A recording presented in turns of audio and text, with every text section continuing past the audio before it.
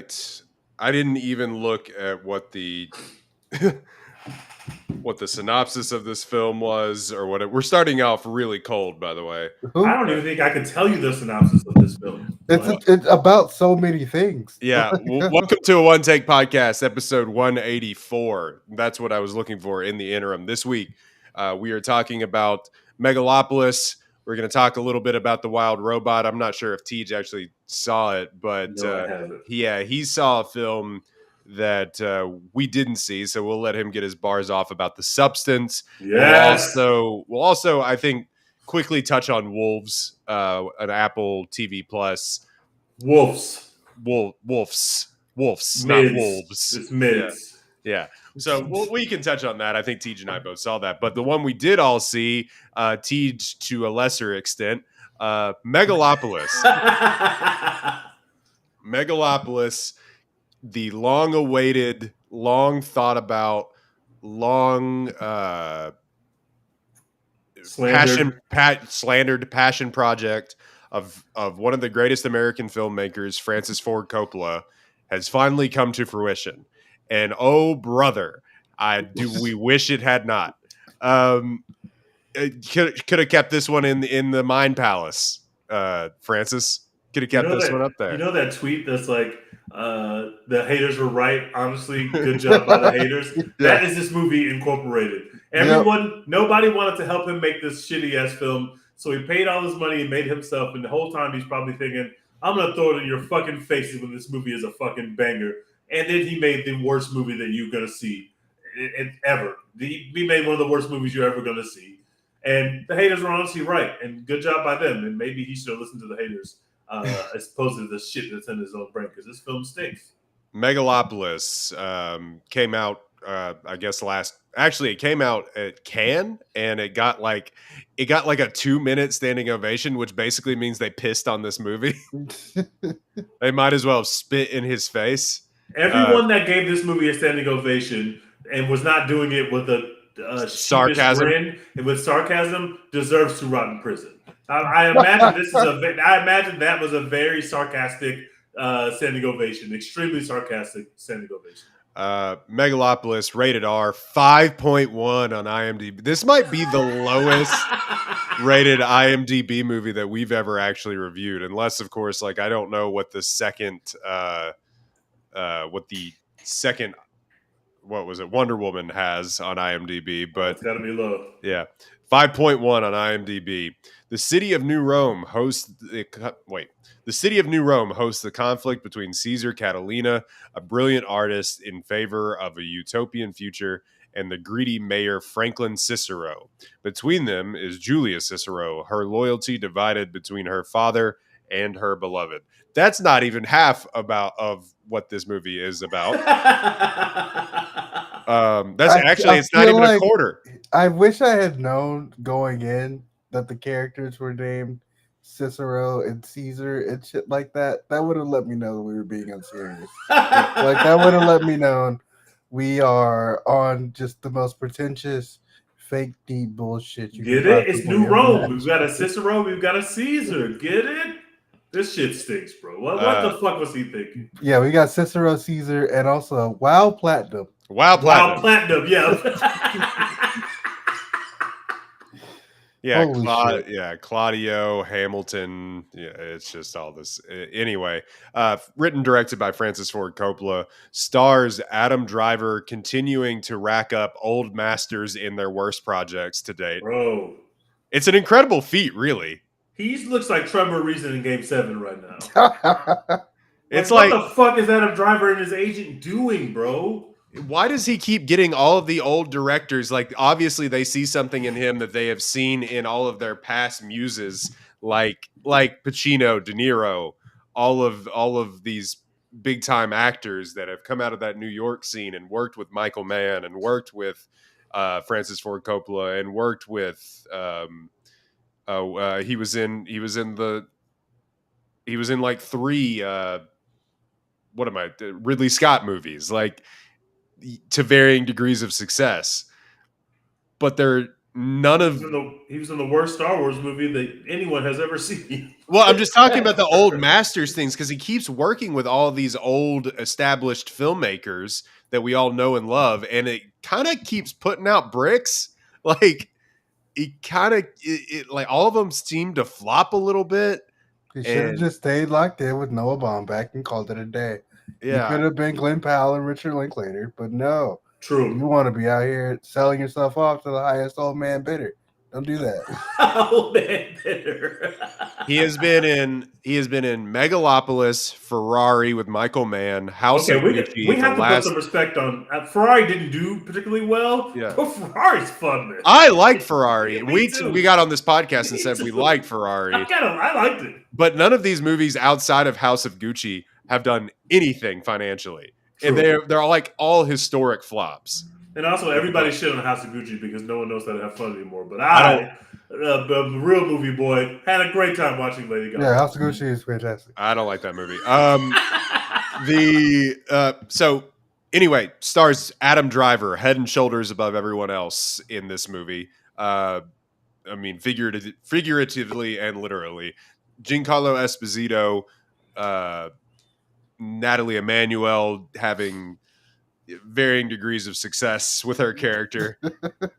Aubrey Plaza throwing 110 miles an hour. That's Shia the worst LaBeouf. written character I've seen this year. I disagree. I just think she's in a separate movie. She's in a much better movie than this one. Exactly.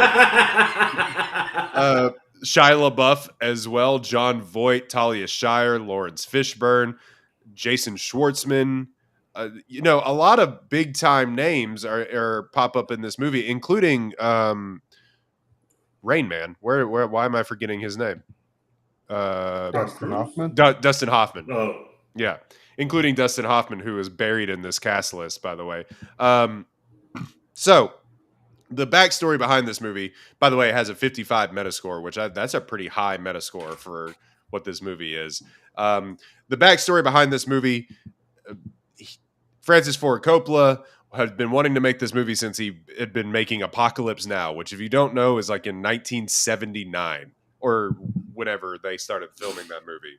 Hold on, when was Apocalypse Now released? 83, 84? You're probably right. 79. Yeah, so it was in 1979 when they released that movie. He's been talking about making this movie since then. Nobody ever wanted to give him funding for it. He had, of course, 1,000 ideas for what this movie could be. Eventually, he is now 85 years old and said, fuck it. I am going to use the funds from my highly successful wine business, Coppola Wines, which you can buy in the gas station. And you can buy in the gas station. You can. It's like synonymous with like barefoot now, but or yellowtail. But like he made a killing off of that, so he sold off portions of his wine business to then self-fund this movie. It cost around $120 million to make. That is insane, bro. No one wanted to distribute it. Not one American film studio said, yes, we will take this on. I wonder what. And I think Lionsgate eventually was the American distributor, but I believe it was a French company that then initially bought the distribution rights. $120 million, mostly of Francis Ford Coppola's own money. He owns the film, basically. And do we want to take a look at what the film grossed worldwide over the weekend? I know it was something stupid low. I want to say it was like $7 million. I'm not even going to let Tej guess because that's right. The price would be right with $7 million? $7,076,000. Holy around the globe that this movie made. The whole world. My God. The whole world said no thank you. Megalopolis has a 47% from critics, 35% from audiences. So, woof. More of a creative manifesto than a cogent narrative feature, or cogent, rather. narrative feature, Francis Ford Coppola's Megalopolis is an overstuffed opus that is equal parts stimulating and slapdash. I don't know. I in fact was bored actually in this I was movie. not stimulated at all. I wasn't stimulated at all. I was bored out of my brain. Yeah. So Dex, this is fresh in your mind. Go ahead. Say the floor is yours. That was a long-winded explanation into what Coppola is doing. One of the great American masters, made 2 Godfather movies, has won several Academy Awards, and he made the biggest piece of shit of the year. I like that feels mean, but it is also like it might be the worst feels movie. Accurate as fuck. It might be the worst movie that we review on this podcast this year. Yeah, because like we skipped like Madam Web. We're probably gonna skip Craven the Hunter, which are the other like major stinkers of the year. We didn't see Morbius, so we can't speak on that. Yeah. Craven the Hunter's not even out, and I'm just gonna go ahead and say that movie is a piece of shit with like sight unseen. You'd probably be batting 1,000 if you just did that every single time. Yeah, Megalopolis is definitely the worst movie we've reviewed so far this year. I just got out of it like 45 minutes ago, and I gotta tell you, man, I hated it. I hated it so much. I can understand why. I can understand like what he wanted to do and like tell this epic story, this fable, quote unquote, about like conservatism versus like fighting for the future or fighting for the status quo. But he did like 87 other things, and he needed someone to just read the script and be like, hey, Francis, actually, no, don't do this. Like, stop right here. Cut this out. Kill your darlings. Studio interference. We're going to make you cut this down to like the strongest hour 45 that you got with Adam Driver and Natalie Emmanuel. Maybe if you would have cut the script out a little bit, you could have kept Zendaya in this movie like was originally planned. Oh my god, I forgot about that. Yeah, I have memory hold. Zendaya was going to be in this movie? Yeah, she was going to be the light bright in this movie. I literally can't picture that. But I mean, it's not like Zendaya's only ever done bangers, but like that's true. But she feels so separate from doing shitty movies like this now that it feels insane to say like she was almost in this movie. But yeah, he needed someone to just come in and say, "Hey, we got to cut this down to your top 3 ideas instead of every idea you've ever had about everything ever in life, including like very on the nose Trump commentary." And like that feels like that was added in literally like this year. Yeah, and he's been writing this thing for 40 years. Did they get like archival footage to like throw in parts of this movie? Also, like that felt weird. Aubrey Plaza and Shia LaBeouf are in an entirely different movie than Natalie Emmanuel and Adam Driver are in, but the Aubrey Plaza Shia LaBeouf thing is more fun, and I wish we got to just do that. Yep. I have no idea what Adam Driver's character is talking about 95% of the time. It's been 100% of the time for me. No idea. Because there's literally no spoken exposition. I have no idea what he's talking about. I don't know why anything is happening. His like he can like stop time for some reason, which is like established in like the first 30 seconds of the movie. They show you that he can stop time, but it never really matters why or like for what. So I don't get it. Like that's what's in the trailer, and you're thinking, oh, that's like a really cool like plot point that we're going to use a lot, I'm sure. And we just don't. Like it just doesn't matter. It's just like this thing that he can do. Yeah, there's also like this random like incestuous sister like story that just doesn't really go anywhere or mean anything.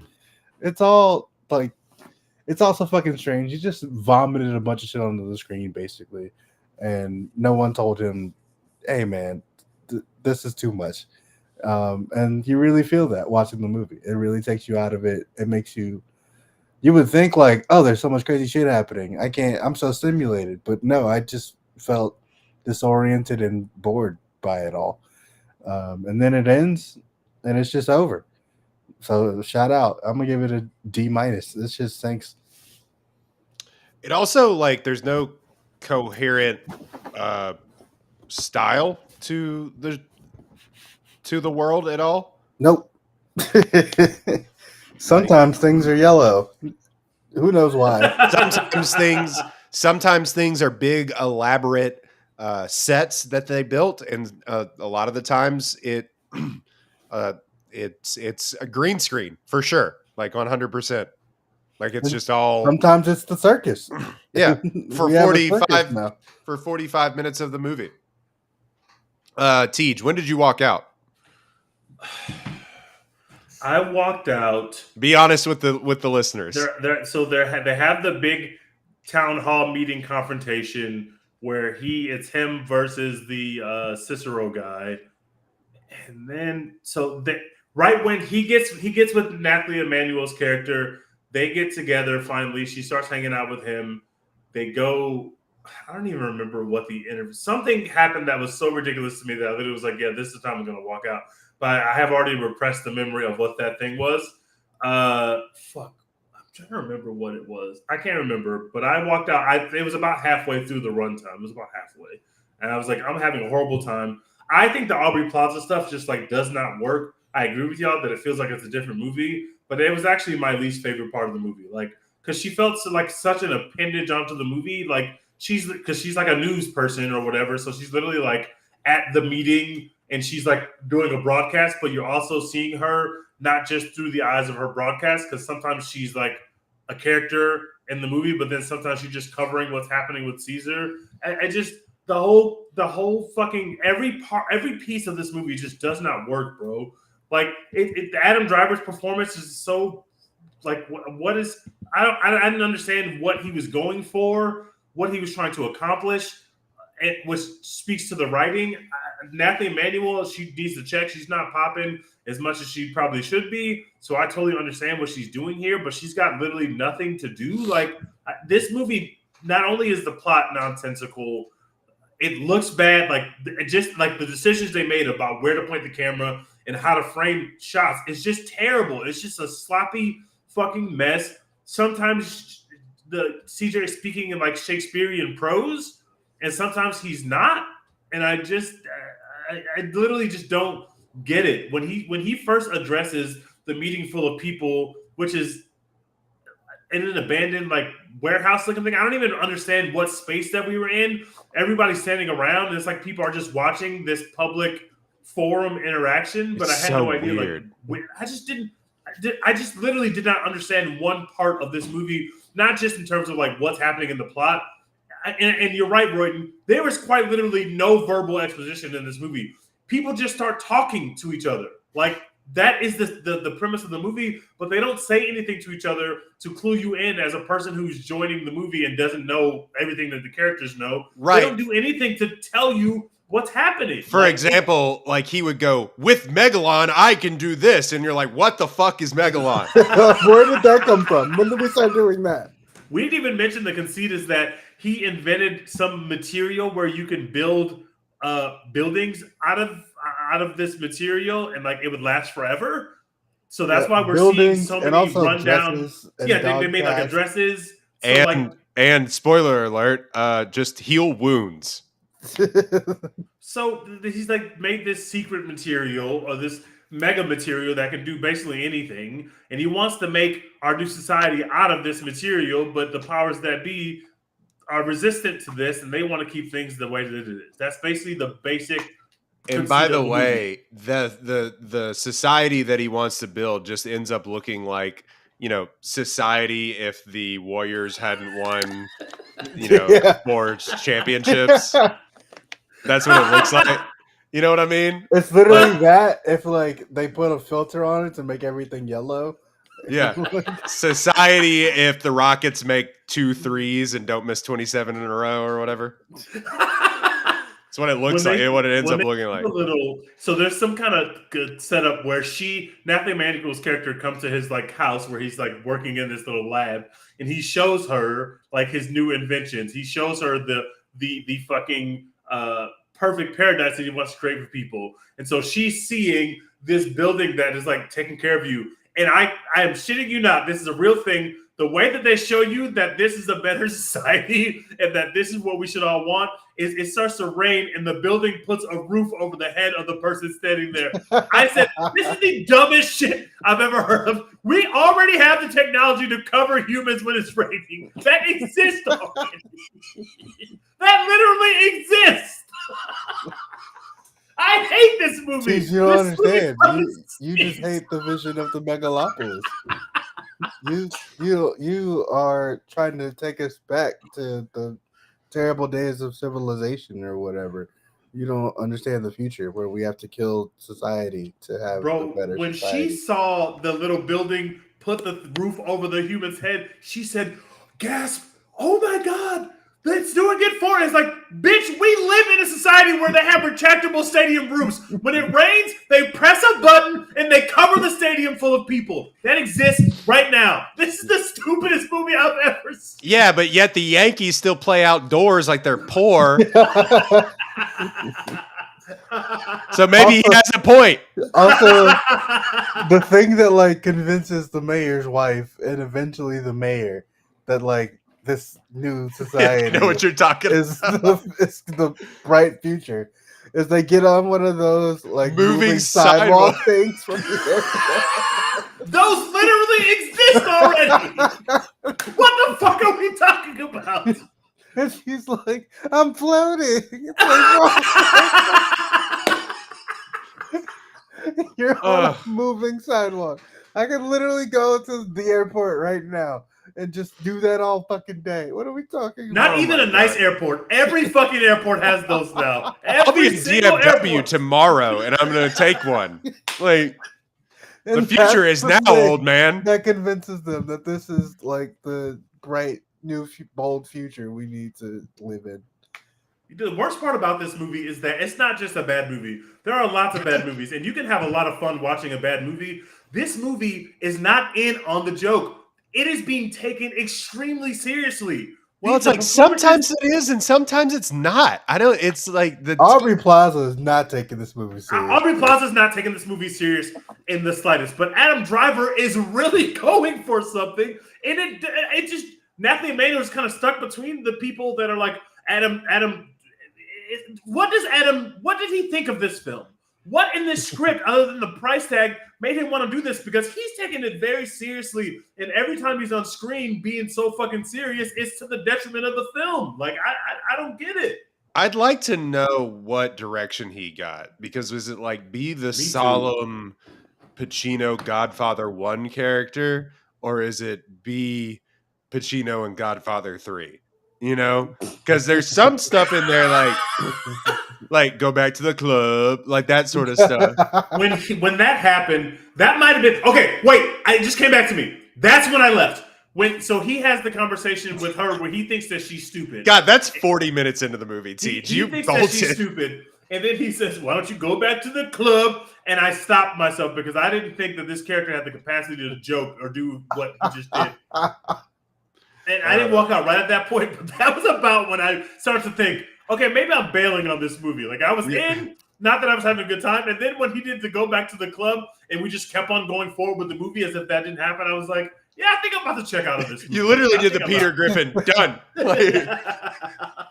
Oh, my God. Back to the club. Go back to the club. Adam Driver's character is basically that meme that's like, like, we live in a society. And if society, like, it is literally that meme. Like, this is the dumbest conceit for a movie I've ever seen.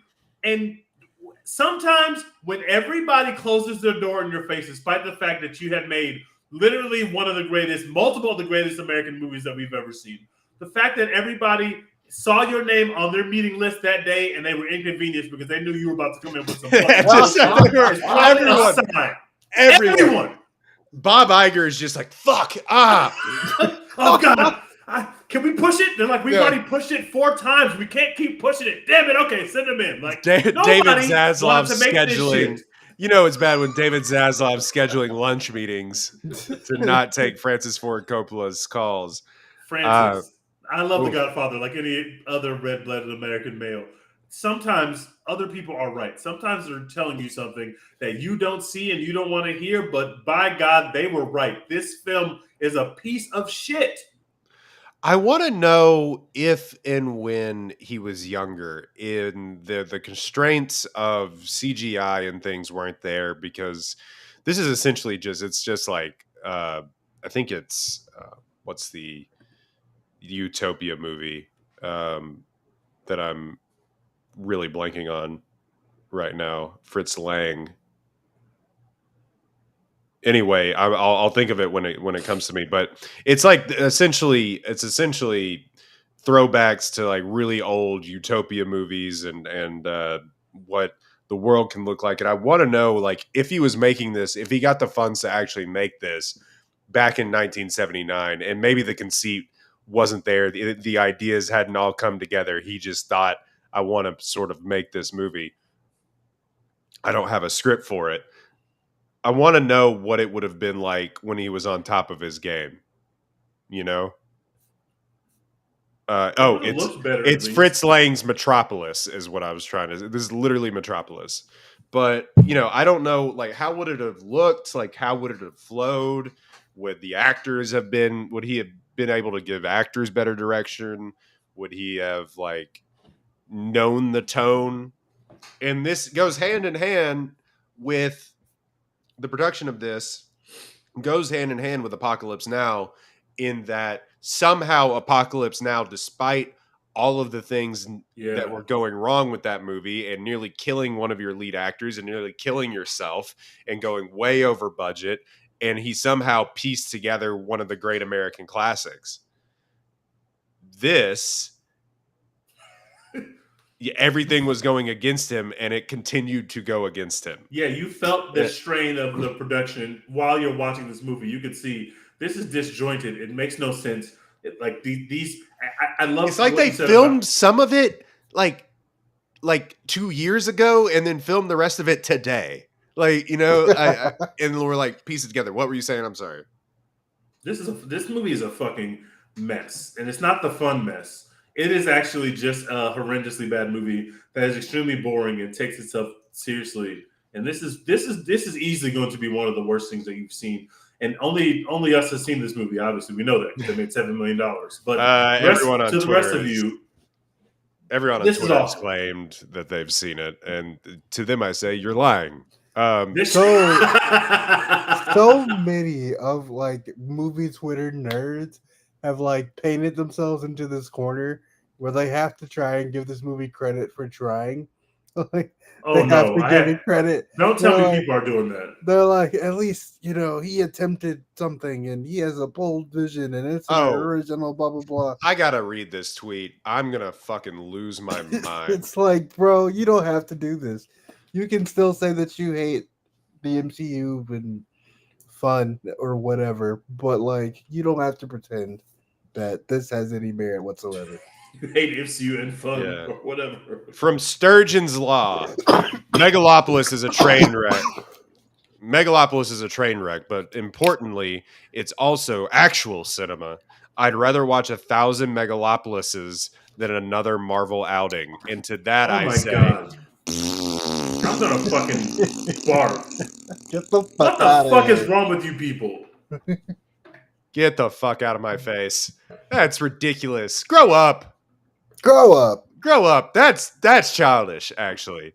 To just really reached a nasty place where people are like, well, I know this is the worst movie of all time, but at least somebody tried to make something that's not a Marvel movie C+. Like, what the fuck are we doing? Like, this film absolutely stinks. It's not worth the fucking paper it was written on. It's a piece of garbage. I don't know. That whole idea that this is because it's not franchise schlock, that it is art, and to a point, I guess, but not really. And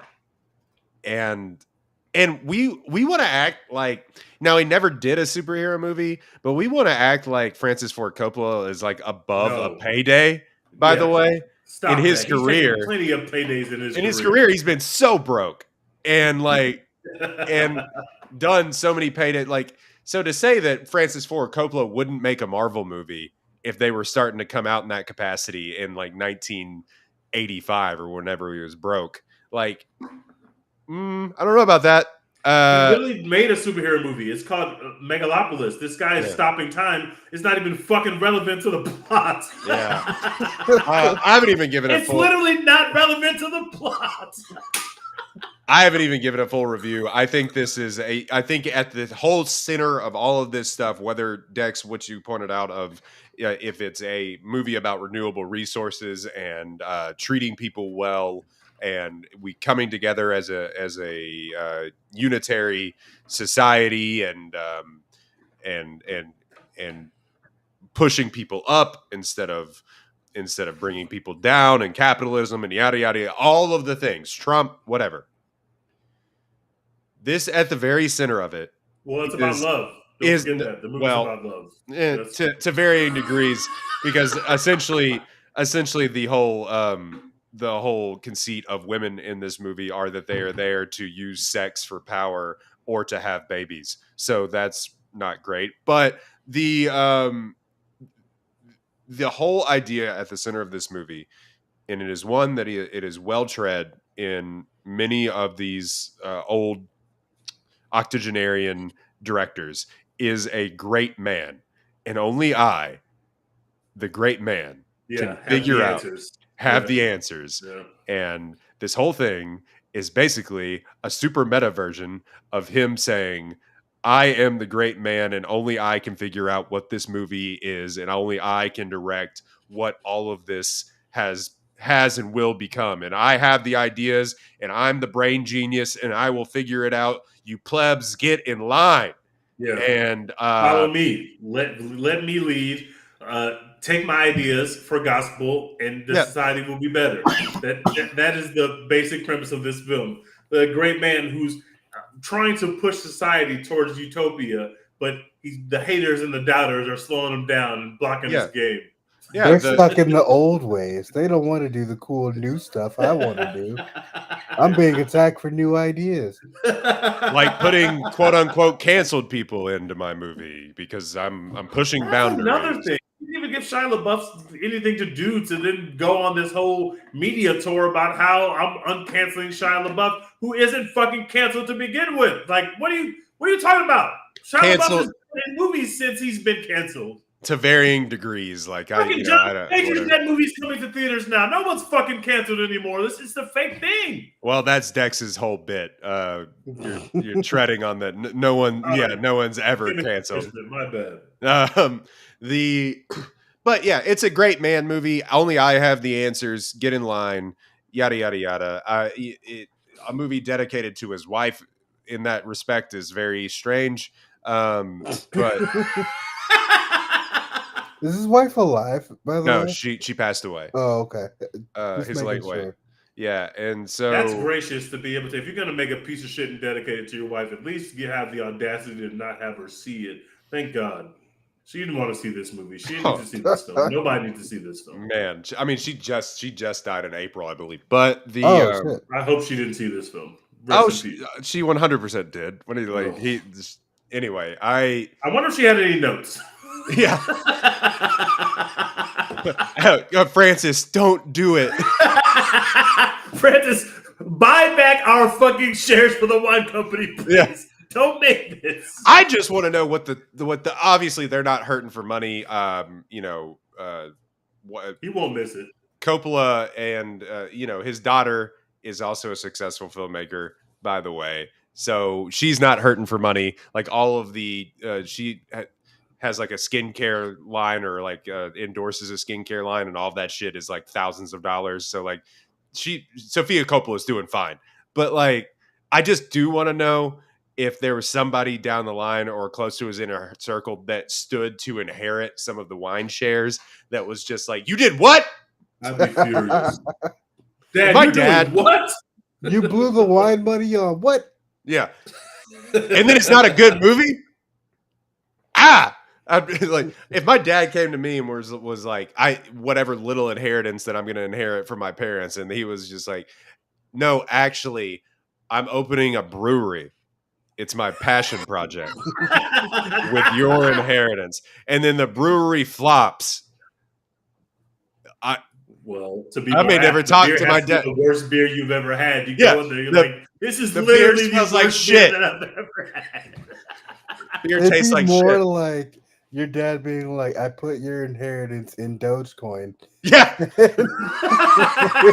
it will make its money back. I promise. It's I had the heard. future. You don't understand.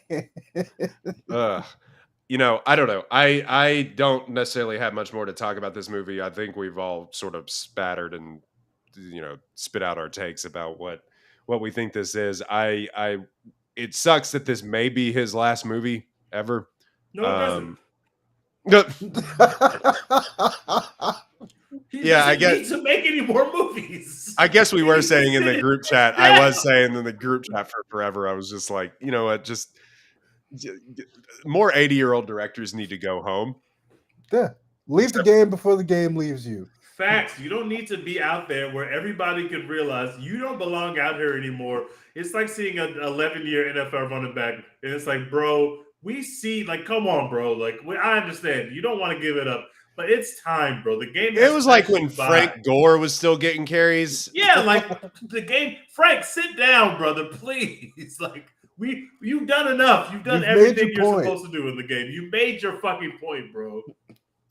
Yeah, none of it is coherent. John Voight has the funniest line I think of all time in this movie. TG missed it. Dex, do you know what I'm talking about? No, which one is it? When he goes, I want you to take a look at this big boner I have. Yeah. And then he shoots Shia LaBeouf in the ass with a bow and arrow. One of the two of the many things in this movie that I'm just like, what the fuck was that? What was that for? Is when they like introduce this like virgin character that's supposed to be like the town hero or whatever for like being a virgin, and then they do like some deep fake videos sub again 1,000 ideas of like how we worship celebrity and so on and so forth. And then like she has like this quick little like teenage angst like montage and then goes away forever and never comes back. And I was like, what was that for? Yep. And the other one is when Giancarlo Esposito is like, actually, I murdered your wife. Like, yeah. And then we just don't talk about that anymore. And he's fine with it. It just doesn't matter. That is also I looked that part up on. I looked up the plot summary after I left the movie. If the whole thing that he has over him is that he wants the public to realize that he thinks that Adam Driver's character killed his own wife, and then he threatens him. He says, I want to. If you tell me about what happened with your wife, if you tell us what happened with your wife, then I'll work with you. And he just flat out refuses and says no. If the fact that the mayor is actually the one who killed his wife, why did he not want them looking into his wife's murder? That does not make any sense to me. I really don't. I don't get it, and it also just apparently doesn't matter. They set it up like it's going to be a major driving plot point of this movie.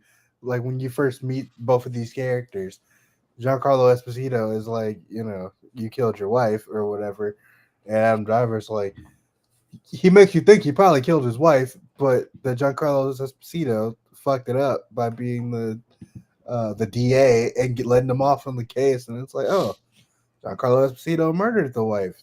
That feels important. Not important at all. Doesn't matter. Doesn't matter one bit. Why didn't he just go back in time to stop his wife from being murdered? I don't think he can actually go back in time.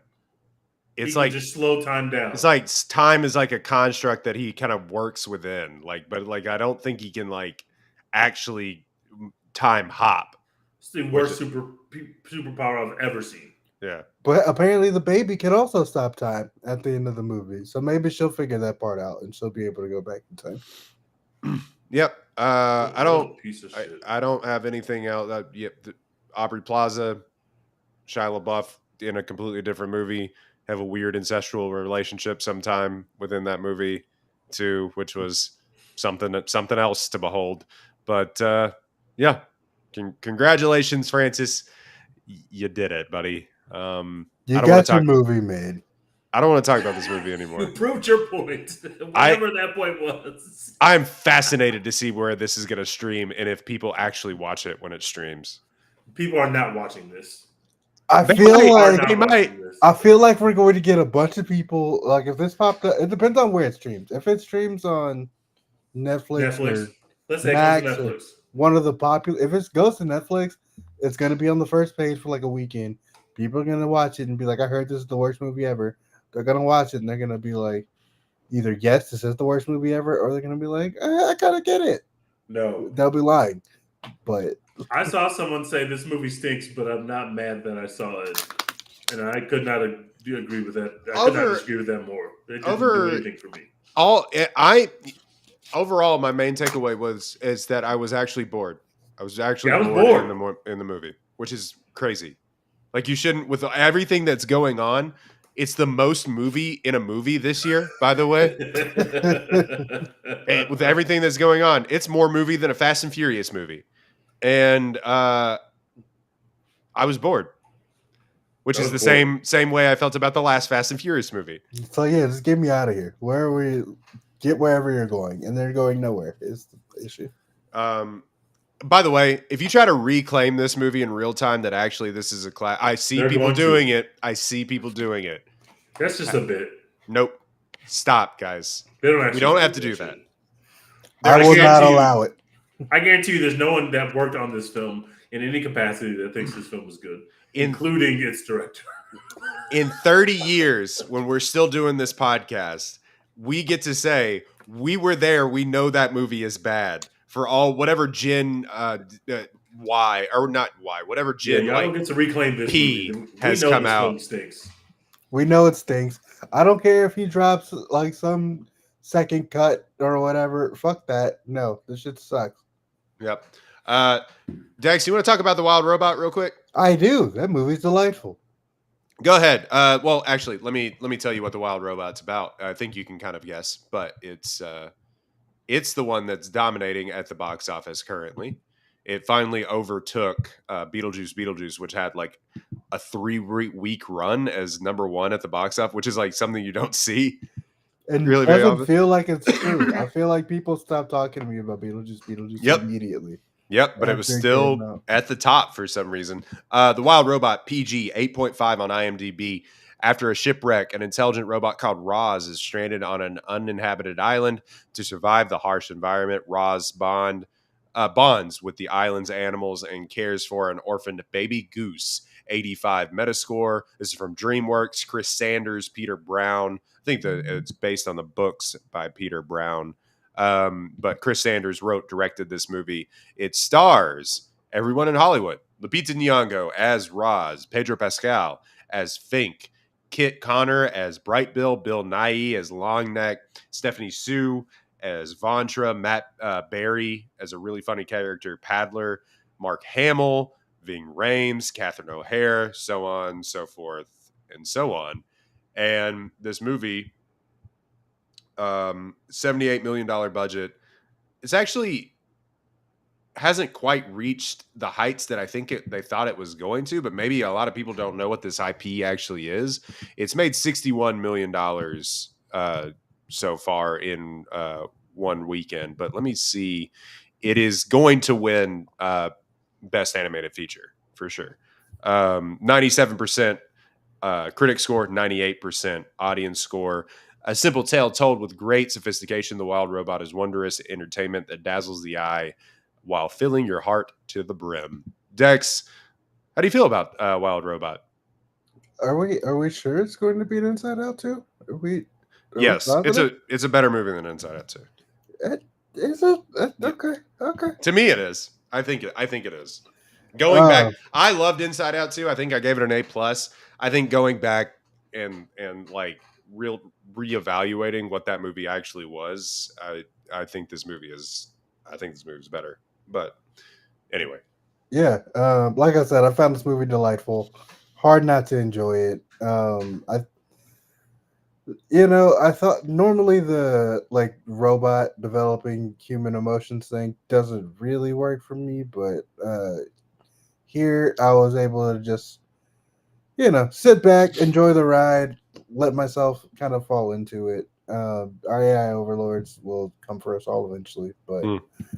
until then, we'll just enjoy the wild robot and not think about ChatGPT taking over our lives. But I thought that this was I didn't really know what to expect from this movie. I had seen the trailer before. I'm usually on my phone while the trailers are playing. Wasn't really paying attention. Wasn't really planning on seeing it, but then saw the reviews were great and was like, let me get in there. So yeah, it's a really fun, cute little movie. The messages about like parenting and adoption and Motherhood. motherhood and blended families, for lack of a better term.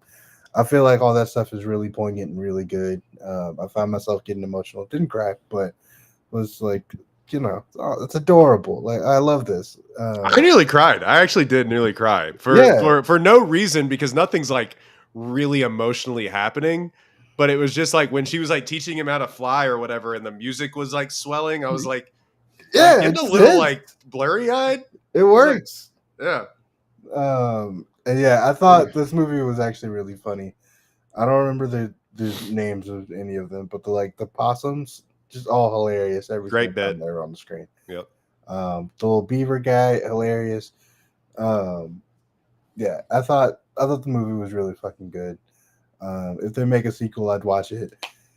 It did kind of not know when to end Yep. a little bit, which that happens. I don't think it overstayed its welcome too much, but the movie ended like 3 times. Um, but I'd still give it an A. I thought it was really fucking good. I'm in agreement. I think the art style is really cool. It's almost like water. It looks like a picture book. It's like watercolor esque at times. I think every member of the voice cast, up to and including Lupita Nyong'o, who is perfect for this role. Just the way of her inflection of her voice and stuff sounds as the robot, I think is really really good. The Gosling sounds like he's had an iPhone before in his life, so you know what I'm talking about? That Yeah. Gen, Gen Z voice. But no, I think it's really good. It's a really cute story. It's kind of at some points a little dark. Like they kill several animals in this thing. They have a lot of like circle of life moments. They like casually joke about one of the possum babies dying. Dying, yeah. It doesn't, and it's like part of the bit, but it's still like, damn, that's a dark bit. Yeah, and the mom's like, "Oh darn, I only have 6 now." Whatever. Like Catherine O'Hara is really good, but no, I thought it was a really great story about, like you said, found family, finding your purpose in that family, motherhood. I think mothers, if you watch this, like mothers of small children, especially, you'll probably cry. But the idea that you belong where you are at that time, and I think that's a really good message and a really simple message for kids to get. This movie is super simple. It's not going to break any ground with anything, but I think sometimes the simplicity of these stories, mixed with an incredible score and beautiful visuals, goes a really really long way. And I really appreciated this movie. I walked away, I was like, that was just the sweetest, simplest, most beautiful movie that I've seen in a long time. And I shout out to DreamWorks, man. I mean, outside of the 18 How to Train Your Dragon and you know Kung Fu Panda sequels, they put out good shit at DreamWorks. But known for Shrek. But And y'all heard about that yeah, company DreamWorks, is what I'm saying? yeah. Yeah. Who amongst us doesn't love Kung Fu Panda 4?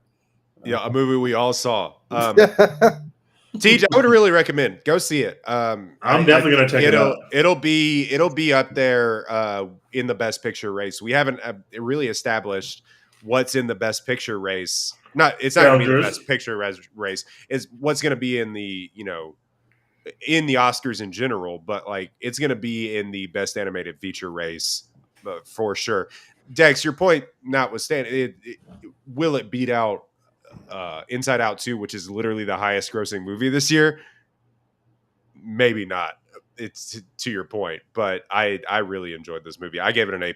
I think it's great. I also haven't seen actually most of the animated stuff that's come out this year, but I will say this movie was so good that I finished it. I was supposed to go see Megalopolis immediately after, and I was like, I can't do it. I cannot ruin the vibe. I don't want to bring the vibes down that much. You would have brought the vibes down immediately. I'm going to have to watch Megalopolis on another day, but I didn't just get out of a adorable animated banger. Like I can't do it. Real quick, Tej, 10 minutes or less. Tell us about The Substance. Well, The Substance is fucking awesome. Demi Moore is fucking awesome. Margaret Qualley is fucking awesome. This movie rules. It's amazing. It's what happens when you let women make movies about women, novel concept. This movie is so simple, and it's what the plot is, but it's fucking. First of all, it's beautifully shot, and they make about 900 great decisions about what to do with the movie, with the plot, the framing of the camera. It's also incredibly gross, not really scary, but it's like body horror, so it's just gross stuff in here. And also, every man in the movie is like the most flat character ever, but it's very purposeful. It's very much on purpose of like the way that we're portraying men is similar to how men write their women characters. So our men are just like plot devices, basically, and it's fucking hilarious. And the way that what Quaid is doing is just so fucking funny. There's a lot of laughs in this movie. There's a lot of gross shit, but it never got boring, not even close. It is a really, really fun movie. I can't wait to watch it again. I would recommend it for sure. I keep hearing that this movie is gross, but like no one's been specific. Like, what are we talking about? It's body horror. Basically, she like unzips, like she basically like springs out of, is like birthed out of her back, right? The new version of Demi Moore's character. So the setup of the movie is The Substance is a thing, a program that you get into where they make a younger, better version of you. But that younger, better version of you is basically a part of your body that comes out as a new thing. So it's basically like born out of you, but it's not born in the traditional sense. It's basically like crawls out of your back. But there's a lot more gross stuff happening than just that. The whole, and kind of every step of the movie, there's gross stuff happening because it's all about, the movie is kind of all about our bodies and aging and how gross everything is, how gross food is, how gross eating is. There's all this stuff, like how gross it is to put on makeup, like there's all this stuff that they kind of use these basic things, but they make kind of horror scenes out of them. It's gross. It's funny. It's a fucking wild ride. It's so much fun. It's a lot of fun. I don't think I'm going to be able to get to it at a theater just because I'm pussy, but like I might try and stream it when it hits streaming eventually. It's good, and it's not scary in that traditional sense, but it is very, very well done. And who doesn't love Demi Moore, man? Like she's one of our. I mean, a few good men. You put on a few good men, you're gonna have a good time every time. Like Demi Moore is amazing, and one of the Margaret Qualley is just. They're both throwing fastballs 100 miles an hour in their characters, and they're having a good time. And it makes for a really, really great viewing experience. I didn't know anything about the movie going in, like literally nothing. I hadn't even seen the trailer, but I really enjoyed it. I'm happy that I've seen it, and it's going to be one of my favorite movies of the year for sure. It's that good. It's that good. I'll say this about Margaret Qualley: she continues to just try to be an interesting shit. Yep. Yeah, every single time, even if it kind of fails, I'm with you. I'm in there with Yorgos Lanthimos. You know what I mean? Kinds of Kindness, not with all that stuff. Like Drive Away Dolls didn't really work, didn't make a lot of money, but I'm in there with a Coen brother. Like it is. She continues to try and put out interesting shit. But this movie is super interesting, and kind of what they're trying to explore and the messaging of the movie is just so perfect in alignment. Plus, the score and the soundtrack of the movie are really good. It's just they made a lot of really good decisions to make a movie, and my theater was pretty packed in my theater, and people were having a phenomenal time watching The Substance. It is a lot of fun. I'm not going to tell you much about it because there's a lot of shocks and surprises that happen in the movie that I won't spoil. But if you get a chance, go, and if you're not pussy like Dex, go to the theater and watch The Substance. That shit is so much fun. I'm glad I got to see it in a packed movie theater. My crowd had a lot of fun watching it. It was literally in the movie theater in Waco for like 2 days in the middle of the week. I hate when they do that. They're like, we're obligated to show this movie. Tuesday, Wednesday. It's like, no, I put it in there. Let me I gotta work. I don't know what. Yeah, like I don't know what y'all are doing. Anyway, real quick, what are we watching currently? Well, we should talk about Wolves.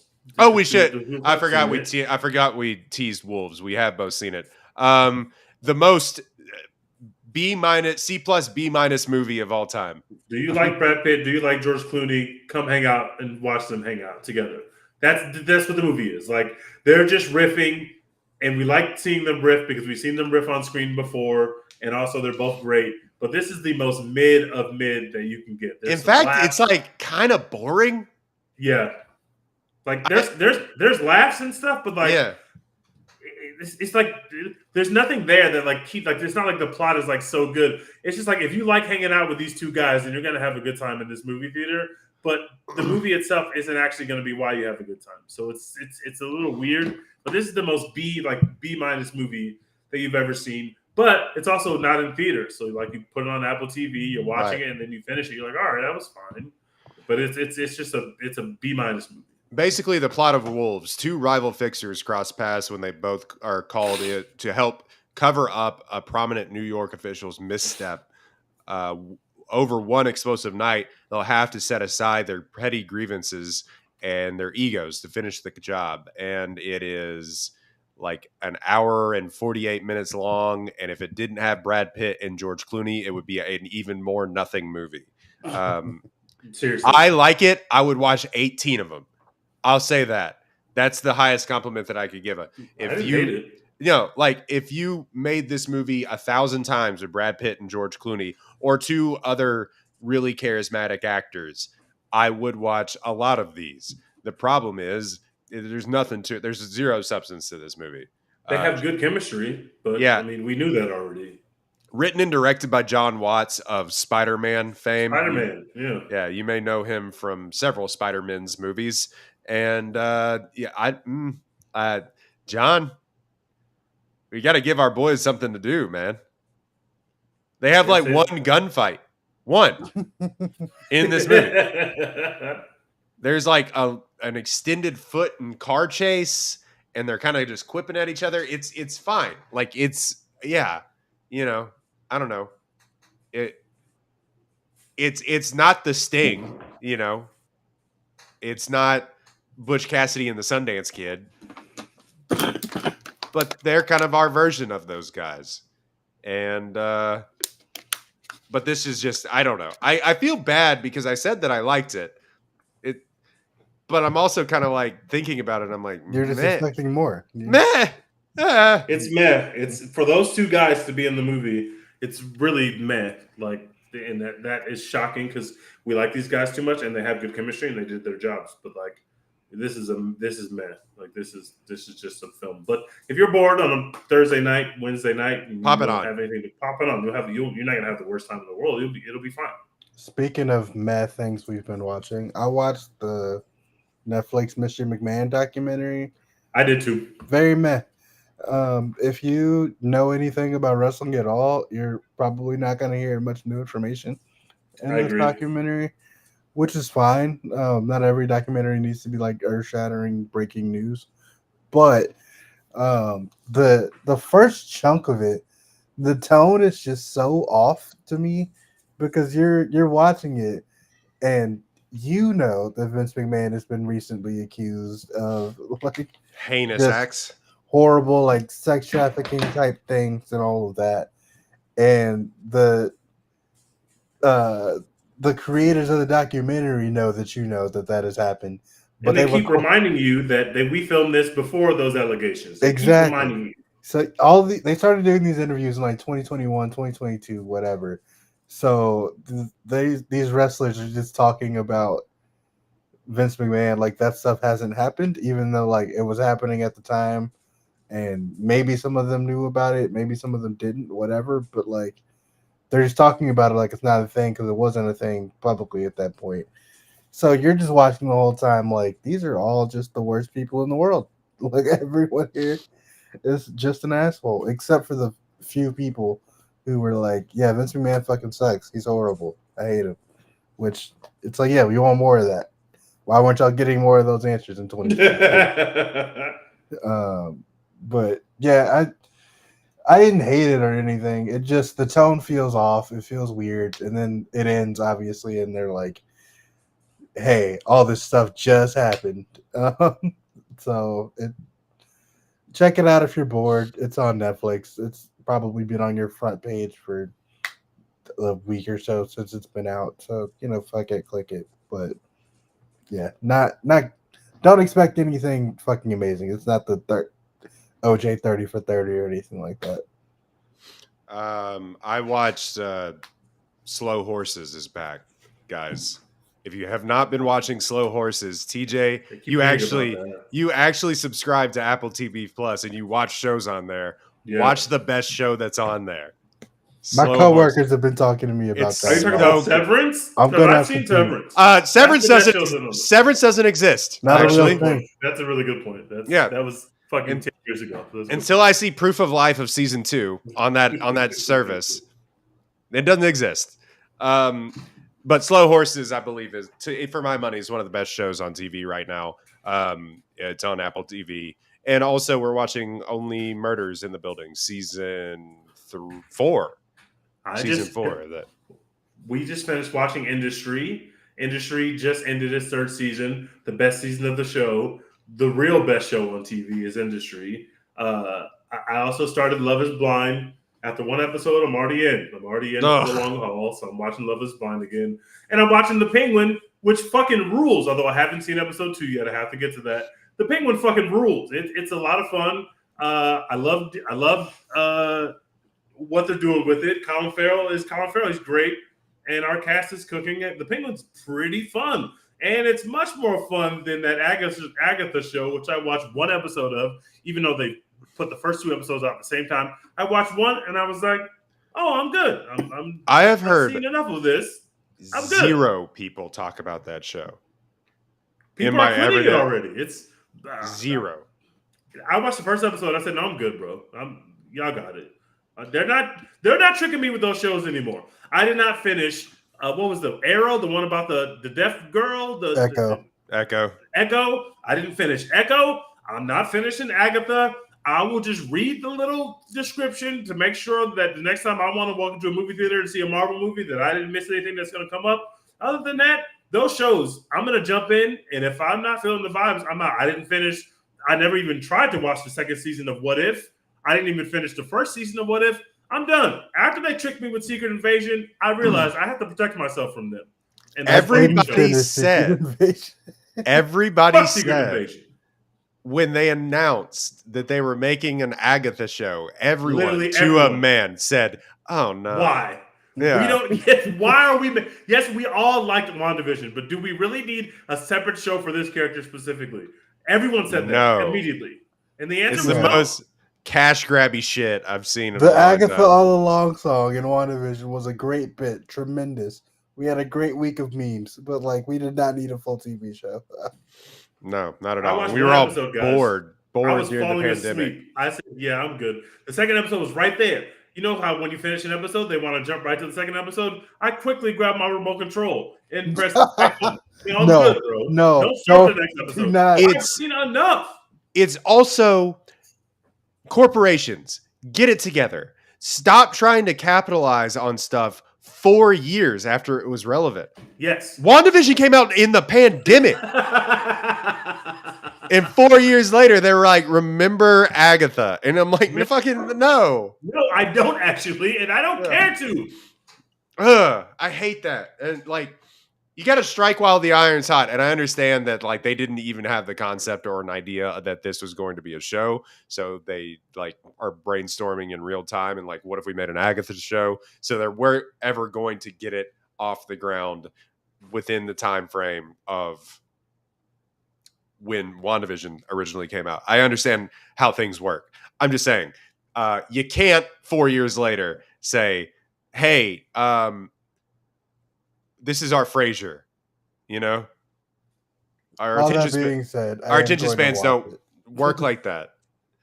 I mean, am going Aubrey to watch it. Aubrey Plaza it's is going in to it. come out, and I'm going to check it out. And I'll probably end up shitting on it in the end, but I'm going to start watching it. Hey, give Aubrey Plaza I'm better work. I I'm just want waiting Aubrey for Plaza to get Daredevil. better work because she deserves better than the stuff that she's being given. I think Aubrey Plaza is pretty talented. I like what she does. Please give her some better work. Thank you. I rewatched the Batman. I did Speaking of too. the Penguin, For the Penguin, I did Great too. film. That movie fucking rocks, guys. I don't know if y'all remember that. I don't know if you remember that, but he like straight up just drops a Nirvana song in the middle of the Batman. Literally, and every time I rewatched it as well, and I literally paused the movie and I said, "This guy fucking dropped the Nirvana song in a Batman movie, and that shit bangs. That shit is perfect, bro. That movie Something is in the way. I was sitting up. That shit bangs, bro.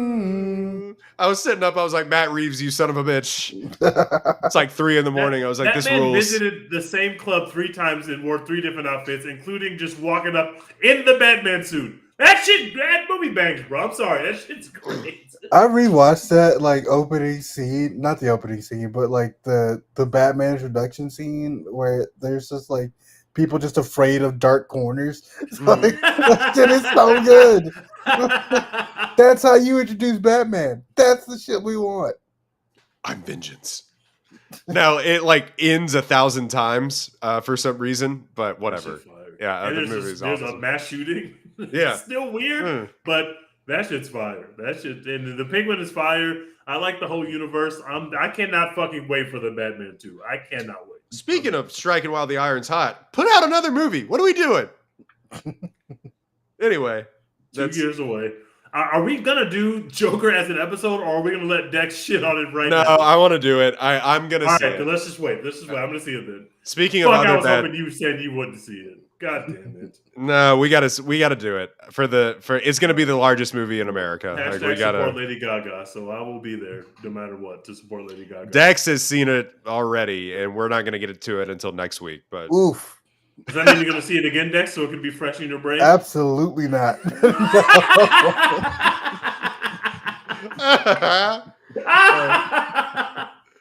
That's good. Quick spoiler free. You said oof. Is there anything else you want to say before as a teaser to our next episode? Again, we got to bring back studio interference. Some people need to be told, no, you can't do that, actually. Todd Phillips, you fraud. I knew it. If Dex doesn't like it, that's a bad sign because Dex is a known lover of musicals because he's got good taste. I'm a known lover of musicals. I'm a known great. hater of the original Joker movie, but I was willing to give this one a chance. I fought Royden for months. I was like, actually, Joker 2 is going to be good. Yeah. Thank you. Thank you. Actually, it's going to be good. And I sat here, and look, I don't want to go into it with a preconceived bias. That's too late. I was already going to do it, but I've been telling you were going to hate this movie because the first one sucked. Why would it be any different? And you said, oh, because Lady Gaga. Da, da, da, da. And you text us, this sucks. Immediately. I was vindicated instantly. It's so good. Chef's kiss. Love it. All right. Thank you for watching, listening, downloading, subscribing. You can find us at One Take Podcast on all platforms. You have to follow us on YouTube if you want to watch these episodes right away, and you don't have to rely on me getting with my busy schedule getting to editing this. But next week we're doing the Joker, Folie à Deux, or however you pronounce that title. But we're going to do that. So gird your loins. Go watch the movie. Thank you to Dex and Tej. Go follow us at Apollo HOU, ApolloHOU.com. Dex, as always, what are we doing? Hashtag support Florence Pugh. We live in time, coming soon. Thunderbolts coming after that. We're busy. We're back. Does Thunderbolts come out after that? Yeah, I'm pretty sure we live in time. So she's going to get Oscar buzz No. and then be in the #1 leading movie in the world. So that's, we're so back. We're so back. All right. We're the opposite of the Astros, who are not back. Unfortunately, the Astros. Hey. No need for that. Hey. Now we know what it's like to feel like the Yankees over the last decade. All right.